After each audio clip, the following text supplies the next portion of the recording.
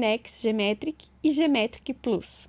Com material acrílico, hidrofóbico e glistening free, essas lentes garantem ótima transparência e durabilidade. O design óptico asférico patenteado proporciona a qualidade de imagem superior, enquanto o tratamento com oxigênio ativo e borda óptica quadrada reduz a opacidade da cápsula posterior. A superfície da alça texturizada e rugosa melhora a fixação capsular, reduzindo riscos de aderência à lente. Além disso, a tecnologia Geometric assegura estabilidade rotacional excepcional, trazendo previsibilidade aos seus resultados cirúrgicos. Para proteção retiniana adicional, escolha Vivinex Geometric Plus com filtro de luz azul e violeta.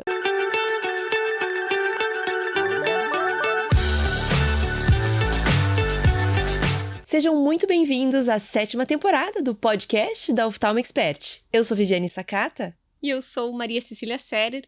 E hoje nós temos como convidada a doutora Paula Basso Dias. Seja muito bem-vinda, Paulinha. Obrigada, é um prazer estar aqui com vocês. Paulinha. Exatamente. É um prazer estar aqui com vocês. Muito obrigada mesmo pelo convite. Que bom. A Paula, então, ela fez a residência de oftalmologia aqui no Hospital de Clínicas da Universidade Federal do Paraná. Aí, esse ano passado, né, Paulinha, estava na Unifesp fazendo, então, o Fellow de Oftalmopediatria. E agora, em 2 meses, um mês, tá indo pro Canadá. Qual que é a cidade, Paulinha? Em Toronto. Em Toronto, né, para fazer mais um Fellow de Oftalmoped. É isso? Como que é o nome do hospital mesmo, Paulinha? Que eu esqueci. The Hospital for Sick Children. Eles chamam de Sick Kids, assim. Sick é um nome Kids. meio esquisito, mas... Mas, enfim. E a Paula, a gente queria muito conversar com ela, então, para saber um pouquinho, né, como é que foi esse processo de conseguir o Fellow fora. E também porque ela foi uma residente muito especial, né, Vivi? Sim. Uhum, Tirou de letra os anos da residência, fez muita coisa, fez mestrado, né? Durante então, a residência, né? Durante a residência. Então, a gente pode começar por isso, Paulinha. Muita gente... O mais comum até então era que você terminava tua residência, trabalhava, de repente depois queria voltar para a universidade, ou mesmo quem já queria seguir carreira, esperava para fazer o mestrado, né? E você teve uma orientação diferente? Era uma coisa que você já pensava? Como é que foi essa experiência de fazer o mestrado junto com a residência? Na realidade, era algo que eu já pensava. O meu irmão acabou fazendo a mesma coisa, né, durante a formação dele. Antes dele ir pro fellow fora dele, ele fez o mestrado durante a residência médica. O teu irmão é médico também? O meu irmão é radiologista. E ele tá aqui em Curitiba ou ele que tá no Ele Canadá? tá em Toronto. Ele certo. mora em Toronto. Uhum. Ele fez o fellow dele lá e acabou ficando por lá mesmo. Então, acabou sendo uma grande inspiração para mim. Antes já da residência, eu pensava em começar esse mestrado. Foi até um dos motivos por eu ter escolhido esse serviço, ter escolhido o HC, porque tinha possibilidade de conciliar as duas coisas. O meu orientador do TCC na faculdade, ele orientava o mestrado em medicina interna na UFPR. Então, a gente já tinha esse plano juntos de... No começo do meu R1, a gente já começou o nosso projeto de pesquisa.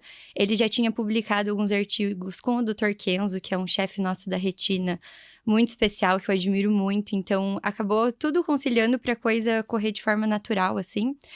E no R3, no início do R3, eu já entrei no programa, né, de medicina interna e acabei defendendo 1 ano e pouco depois, quando eu já estava no fellow. Então, foi desafiador, assim. Realmente, na residência, a gente acaba tendo muita responsabilidade. Foi o ano da prova do CBO, então eu tive que conciliar todos os créditos, a pesquisa em si, com o estudo para a prova de título. Mas com organização ali, acabou dando tudo certo. Foi uma experiência, assim, muito enriquecedora para mim. Não me arrependo de jeito nenhum. Eu gosto muito de pesquisa, então foi algo que me fez crescer muito. Acabei descobrindo novos interesses também. Descobri que eu amo análise estatística. Uau! Que era uma coisa que eu não fazia ideia. Então, acabou sendo uma experiência muito boa. Que legal. E aí, você vê vantagens, então, de fazer junto, assim, a proximidade do meio acadêmico, que você já tá ali, né? Eu acho que sim. Acabou facilitando porque a maioria dos créditos presenciais eram dentro do HC mesmo.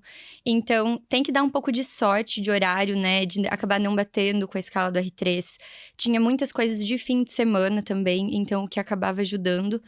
Mas alguns serviços não oferecem essa possibilidade, né? Porque, enfim, acaba sendo um pouco difícil conciliar as duas coisas, mas eu acho que se existe oportunidade, vale a pena. Você já tá lá dentro, tá no pique ali. Sim. Então, pra mim, acabou sendo ótimo. Um dos motivos também pra eu querer fazer o mestrado durante a residência é que eu queria já aplicar pro Fellow fora com o título de mestre. Isso acabava... Melhorando o teu currículo. Exato, foi uma dica do meu irmão. A gente tem que chegar realmente com o currículo o mais pesado que conseguir, né? Porque o pessoal de fora acaba tendo muita publicação. Então, foi algo que eu consegui ver como um diferencial pra já aplicar com esse título mesmo. Joia. E a experiência da oftalmopede, assim? Bom, primeiro me conta como é que foi a escolha pela oftalmopede. Quando Deixa você eu entrou explorar no... um pouquinho mais, eu vou interromper. Tá bom. Já que é podcast, a gente tem essa liberdade, né? Me conta, você começou o projeto da pesquisa, então você estava coletando dados no R1, R2? No R1, exato. Já no início da residência, a gente começou a desenvolver o projeto. E aí, para já entrar, ali na UFPR, pelo menos, a gente entra com o projeto de pesquisa no programa de medicina interna, já com pelo menos metade dos dados coletados. Então, para eu apresentar a minha entrada, né, no programa, eu já tinha que ter resultados parciais. Então, foi um plano mais a longo prazo, assim mesmo. Legal. Posso perguntar, não sei se você vai passar pela inteligência emocional nesse momento, assim, como é que você conseguiu levar tudo junto? Paulinha sempre foi uma pessoa que se destacou, né? Exatamente pelo equilíbrio emocional que você tinha ao longo desses 3 anos, né? Porque o R1 é puxado, como qualquer R1, né? Sim. Você tá aprendendo uma coisa completamente nova para você, mas você conseguiu dar conta de tudo, né? Você conseguiu coletar os teus dados, se relacionar bem com os teus colegas, você tinha grandes amigos, né, na tua turma, e conseguiu aprender a oftalmologia. Como é que foi isso pra você? Foi desafiador. Eu acho que, assim, eu sempre fui muito disciplinada. Então, realmente é desafiador a gente conseguir conciliar a residência, a prova de título, no caso, o mestrado, né? Ou outras pesquisas que as pessoas resolvam fazer.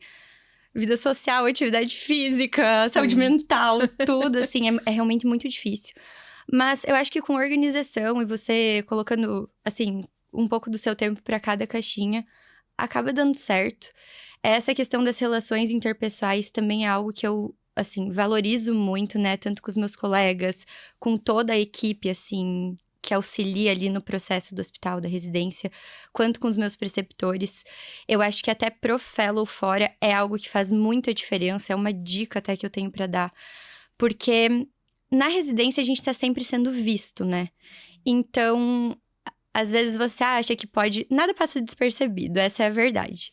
Então, eu acho que quanto mais você tem boas relações, por exemplo, para as minhas cartas de recomendação, foram chefes muito próximos que eu pedi. E essas cartas de recomendação para os fellows fora, realmente, quanto mais pessoais e íntimas elas forem, mais fortes elas são.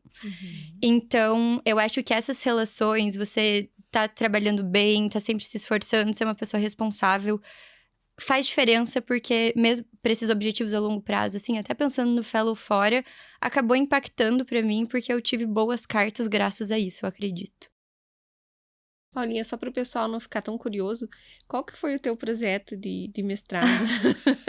Foi um projeto em retina, na verdade. A gente fez uma tese sobre retinopatia diabética e o sistema complemento. Então, é algo que eu não vou usar mais muito a partir de agora, né? Que acabei indo para oftalmopediatria, estrabismo. Mas, nossa, eu aprendi muito. Não me arrependo nem do tema da tese. Foi algo que realmente faz muita diferença na vida das pessoas. A gente estava buscando, no sistema complemento, possíveis targets terapêuticos, que é algo que realmente pode impactar na vida de muitas pessoas. Então, foi um projeto muito interessante e me deu toda essa vivência do mestrado, que foi algo que eu gostei muito. E aí, onde você se apaixonou pela estatística. Pela estatística. Exatamente. Fora da curva, né? Muito fora da curva. E a oftalmopede, quando você entrou no R1, você já queria oftalmopede? Como é que foi isso? Eu não achava ainda que eu queria. Na verdade, a pediatria em si estava presente na minha vida antes. Quando eu estava no internato, ainda na faculdade, eu pensava em fazer ou oftalmo ou pediatria. Ai, não sabia. Acabei fazendo letivo nas duas áreas, até fiz um estágio numa cidade no interior da Inglaterra, que me ajudou a decidir por oftalmo, porque foi a primeira vez que eu estive realmente imersa nisso. Mas a pediatria já estava presente na minha vida. Então, sempre... No início do R1, na verdade, eu fiquei pensando em retina. Acho que por conta dessa questão do projeto mesmo. Mas trabalhar com criança sempre foi algo muito natural para mim. Eu sempre gostei muito. Então, acabei dando sorte também, porque no nosso serviço não tem fellows de estrabismo, né? Então, a gente, com a doutora Cristi, né? Nossa preceptora maravilhosa, a gente acabava operando muito estrabismo, casos complexos, casos simples, que eu acho que é uma oportunidade única, assim. A maioria das pessoas não tem. Outra Você já coisa... chegou no fellow operando. Já cheguei no fellow tendo algumas cirurgias, tendo que é um diferencial, assim, né? Exato. E a doutora Ana, né, Tereza Moreira, que é a nossa chefe do serviço, também foi uma mentora para mim nesse período. Ela me incentivou muito a seguir essa carreira. Sempre, nossa, ela foi, assim, uma peça-chave. Então, eu acho que foi uma combinação de coisas, assim, de acabar... Eu gostava muito de trabalhar com criança. Eu gostava muito das cirurgias de estrabismo e do raciocínio clínico envolvido, né? Porque acabam sendo doenças muito complexas. E os chefes, né? Que eu acho que também faz muita diferença você ter preceptores que te incentivam nisso. E ali no R3, acabei fazendo meu eletivo na oftalmopediatria, né? No Sick Kids, que é o hospital que eu vou fazer o fellow. Então, foi assim, pra fechar com chave de ouro mesmo. Foi onde eu tive a certeza que era isso que eu queria fazer. Joia. E lá, quando você já estava lá fazendo o teu eletivo, que é um período, alguns meses, um mês, né? Que você pode ficar, escolher um lugar para ir, todos os R3 escolhem. Você já começou a mais ou menos alinhavar a ideia de um fellow futuro? Foi Já. Mais ou menos, foi por aí, mais ou menos? Eu fui fazer meu eletivo lá já com a intenção deles me conhecerem, porque eu ia aplicar pro fellow futuramente. Esse plano do fellow, na verdade, eu tenho desde a minha faculdade, assim, de fazer o fellow fora. Então, é algo que eu tava construindo mais a longo prazo mesmo. Então, o eletivo lá foi com essa intenção pra já estar num lugar que... Acho que eles te conhecerem, né? Antes do processo seletivo faz bastante diferença. E estando lá dentro, assim, toda a tecnologia, as discussões, centro cirúrgico, tudo, a organização do serviço, eu fiquei encantada. Foi uma experiência absurda, assim, maravilhosa. Aí eu vi, é meu sonho, eu vou ter que algum dia. Que legal. E não te assusta um pouco, assim? Assusta pouco, bastante. E como lidar com isso, né? Com esse... Como que eu posso... Me ajude aqui agora, interrompa. Como lidar com o desafio, né? É verdade. Tipo, como você lidar emocionalmente, né? A gente tá falando um pouco de inteligência emocional. Sim, você se preparou durante toda a vida. Você tá dizendo pra gente que desde a faculdade você queria. Agora você tá nos 2 meses, né? Entre fellows, como a gente tava falando. E eu imagino a expectativa que você tá aí dentro pra esse momento que você realmente vai embarcar pra começar. Porque tem a língua, né? Também... Não sei, você estudou em escola bilíngue? Não. Eu fiz curso de inglês, assim, mas minha escola era dessas mais tradicionais mesmo. Mas a língua é um desafio enorme, né? Eu acho que, assim, a gente acaba estudando termos técnicos. Eu tô lendo livro em inglês. Mas eu acho que o real desafio é você conseguir ser você mesma em outra língua, Verdade. Né? Então, tá ali na conversa de almoço, na conversa de centro cirúrgico, você conseguir demonstrar quem você é, eu acho que é um desafio enorme. Eu lembro no meu eletivo que eu chegava em casa todos os dias com dor de cabeça, assim, de ficar pensando em inglês. Mas eu acho que é algo que com o tempo a gente vai conseguindo lidar, né? Com certeza. Tem o desafio pessoal também. Passa um platô, assim. Isso, daí outras coisas vão entrando e aquilo ali acaba ficando eu espero pequeno, que né? sim. Com certeza. O desafio pessoal também, né? De estar longe dos meus pais, do meu noivo, isso vai ser difícil. Mas... é um sonho, né? Eu acho que sonho é inegociável. Foi um planejamento que eu tive, assim, até a construção do meu currículo mesmo foi já pensando nisso. Então, agora eu vou. Agora deu certo. Vamos com medo mesmo, né? Exato, mas eu tô bem nervosa. Que legal. E a previsão é 1 ano? Um ano que você faz o fellow? É observer? Não, é um fellow clínico cirúrgico. A gente tem a oportunidade de operar lá. Até interessante isso, porque aqui, tradicionalmente, a gente opera só estrabismo, né? Nos fellows de oftalmopediatria, estrabismo. Lá a gente tem a oportunidade de operar tudo em criança. Então, glaucoma congênito, catarata congênita, transplante de córnea em criança. Tudo isso é o fellow da oftalmopediatria que faz. Então, vai ser, assim, muito enriquecedor. Vai ser uma experiência, acho que complementar à que eu tive aqui. O meu fellow na Unifesp foi excelente. Eu tive, assim, preceptores incríveis. Foi uma experiência fenomenal. Aprendi muito, muito. E eu acho que agora vai ser um complemento mesmo com coisas que eu não tive lá. E também me aperfeiçoar nas coisas que eu tive. Muito legal. Paulinha, e para quem quer também começar a traçar esse caminho, né? Esse plano, essa meta, esse objetivo, quais são os passos, assim? Você teve que aplicar para uma vaga. Qualquer um pode aplicar? Quais são os critérios, assim? Então, diferente dos Estados Unidos, que você precisa ter feito aqueles steps. boards, Exato.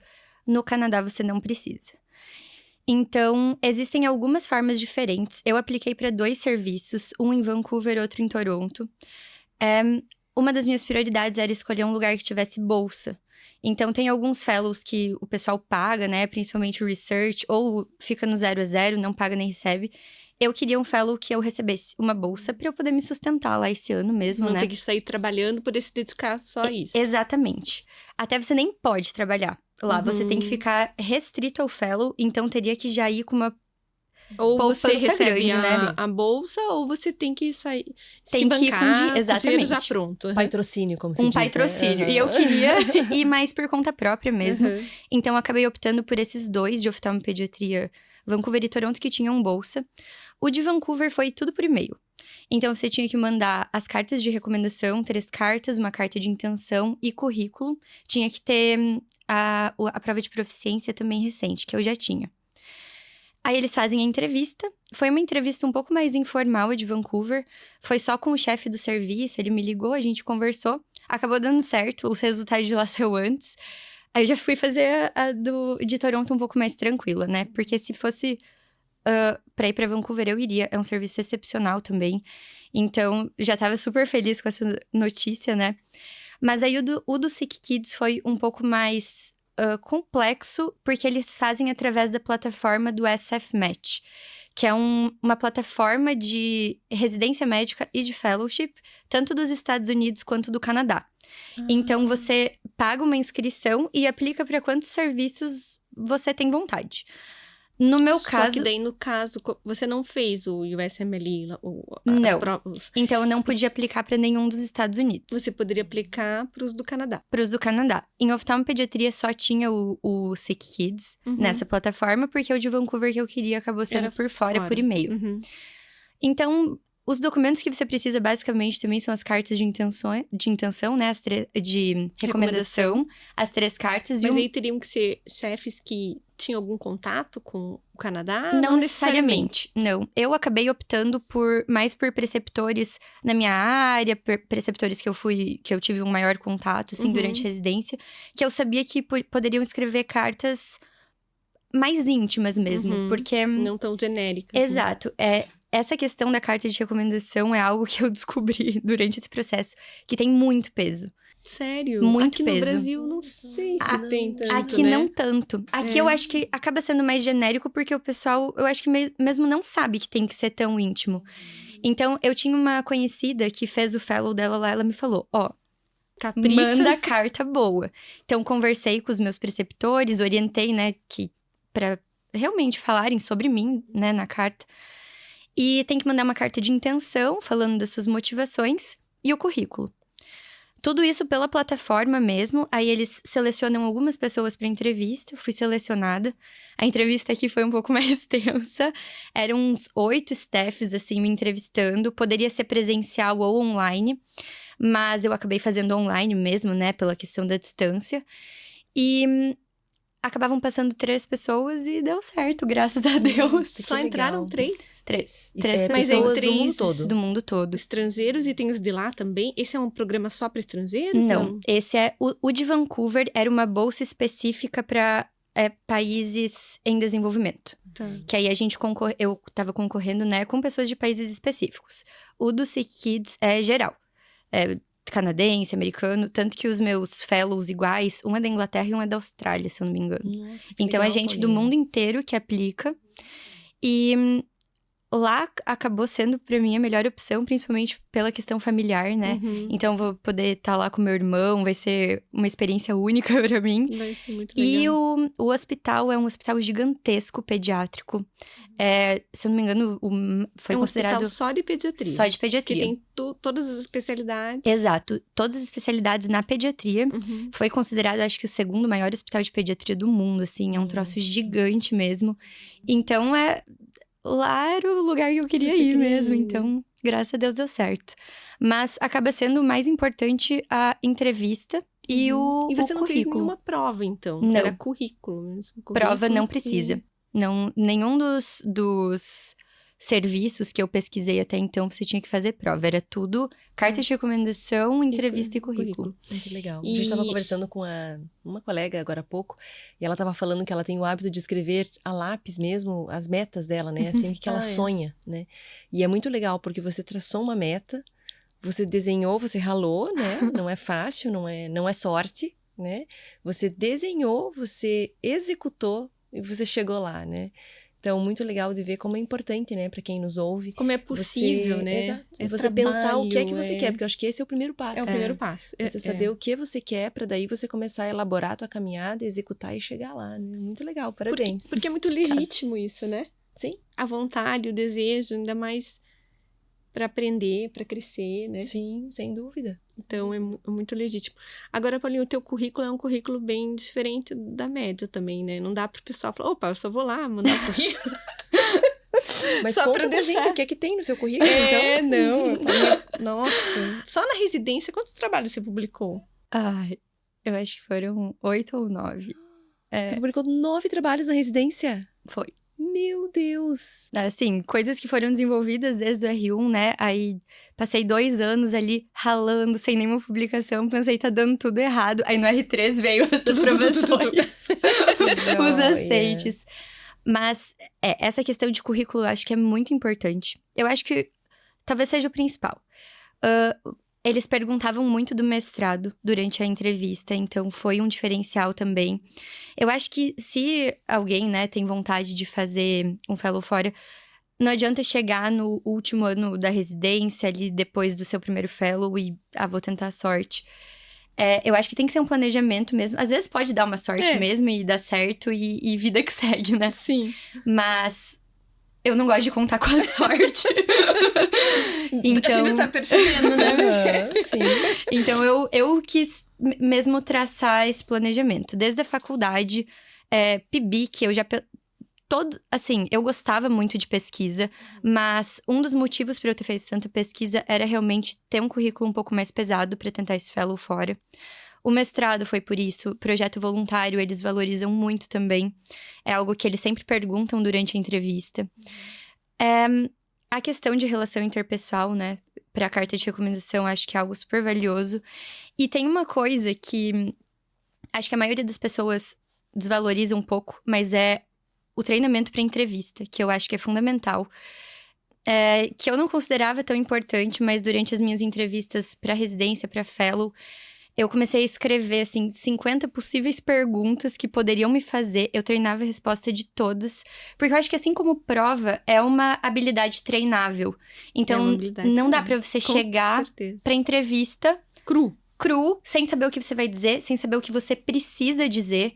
Porque eu acho que você tem que, né, classificar em coisas que eu preciso que eles saibam sobre mim. E coisas que talvez eles não precisam saber. Muito legal!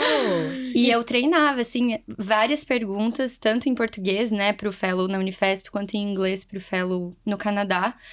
Pra não ter nenhuma surpresa. Não tive nenhuma surpresa. Mais segura, exato. Né? Até pra você poder conseguir fluir melhor. Exatamente. Mostrar realmente quem você é, né? Nunca pensei nisso. Também não. Nunca tinha pensado num tenho um documento gigante de perguntas de entrevista. Mas assim, pensava, o que é a coisa mais doida que eles podem me perguntar? Nunca fui surpreendida em nenhuma entrevista. Ninguém chegou perto. Não. Eles perguntaram qual é o seu hobby? Perguntaram. Em Vancouver, ele perguntou. E daí eu comecei a falar das trilhas e dele adorou. Mas eu não tava pensando nesse. Conta qual que é o teu outro hobby. Cozinha. Cozinha. Sim. Agora eu tô gostando de cozinhar em trilhas, então eu tô juntando as as duas coisas, mas eles perguntam, eles valorizam muito quem você é fora da medicina também. Sim. Então, ter esse equilíbrio, né, não ser uma pessoa tão bitolada, eu acho que é importante. Sim. Então, a gente ainda tem mais um ano aí de comida de estudante. Sim. Só que agora, abroad. Comida de estudante internacional. Pra quem não sabe, a Paulinha é uma cozinheira, assim, de mão cheia. No Instagram, ela posta... Você ainda posta as receitas? Agora eu tô postando um pouco mais, mas talvez daqui a pouco Vai dar diminua uma de novo. diminuída, né? Porque, como que é o lema? O estudante não precisa comer mal, Exatamente. Né? E é uma delícia mesmo. Eu nunca experimentei, mas olha... As não tem fotos são cheiro. apetitosas. Vai acontecer esse jantar, vai acontecer. Vai acontecer. Paula, e então assim, ó... Pensando na tua residência mesmo, né? Nessa trajetória que você cursou aí ao longo dos últimos 4 anos, tem uma palavra que você conseguiria traduzir a tua residência e por quê, assim? Acho que talvez disciplina. Disciplina. Eu acho que a residência é um período que é muito desafiador, né? Todos os períodos da residência, assim, o R1 é difícil, o R2 um pouquinho mais fácil, mas ainda com mais responsabilidades. E o R3, muita responsabilidade, prova de título. Eu acho que você conseguir aproveitar isso ao máximo, conseguir ter um crescimento profissional, pessoal, mesmo no meio de tantas incertezas, de tantos desafios, são desafios diários, pequenas questões, né? Então, eu acho que a gente tem que aprender a trabalhar muito bem com tudo isso, trabalhar muito relação interpessoal com seus colegas, com toda a equipe.